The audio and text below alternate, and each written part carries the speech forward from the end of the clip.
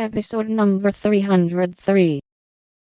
Four little chests all in a row, dim with dust, and worn by time, four women, taught by will, and wont to love, and labor in their prime. Four sisters, parted for an hour, none lost, one only gone before, made by love's immortal power, nearest and dearest evermore. Oh, when these hidden stores of ours lie open to the Father's sight, may they be rich in golden hours, deeds that show fairer for the light. Lives whose brave music long shall ring, like a spirit-stirring strain, souls that shall gladly soar, and sing in the long sunshine after rain. It's very bad poetry, but I felt it when I wrote it, one day when I was very lonely, and had a good cry on a rag bag. I never thought it would go where it could tell tales, said Joe, tearing up the verses the professor had treasured so long. Let it go, it has done its duty, and I will have a fresh one when I read all the brown book in which she keeps her little secrets, said Mr. Bear with a smile as he watched the fragments fly away on the wind. Yes, he added earnestly, I read that, and I think to myself, she has a sorrow, she is lonely, she would find comfort in true love. I have a heart full for her.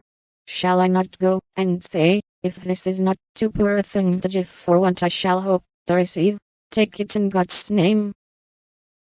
And so you came to find that it was not too poor, but the one precious thing I needed, whispered Joe. I had no courage to think that at first, heavenly kind as was your welcome to me. But soon I began to hope, and then I said, I will have her, if I die for it, and so I will, cried Mr. Bear, with a defiant nod, as if the walls of mist closing around them were barriers which he was to surmount, or valiantly knock down.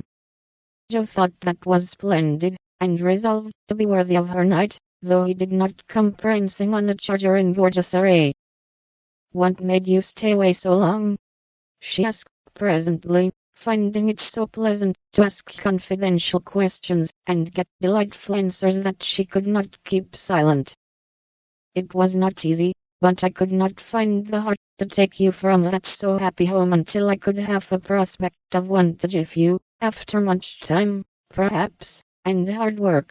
How could I ask you to give up so much for a poor old fellow, who has no fortune, but a little earning? I'm glad you're poor. I couldn't bear a rich husband, said Joe decidedly, adding in a softer tone. Don't fear poverty.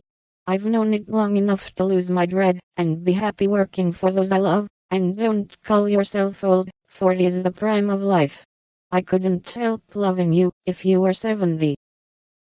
The professor found that so touching that he would have been glad of his handkerchief, if he could have got at it. As he couldn't, Joe wiped his eyes for him, and said, laughing, as she took away a bundle or two,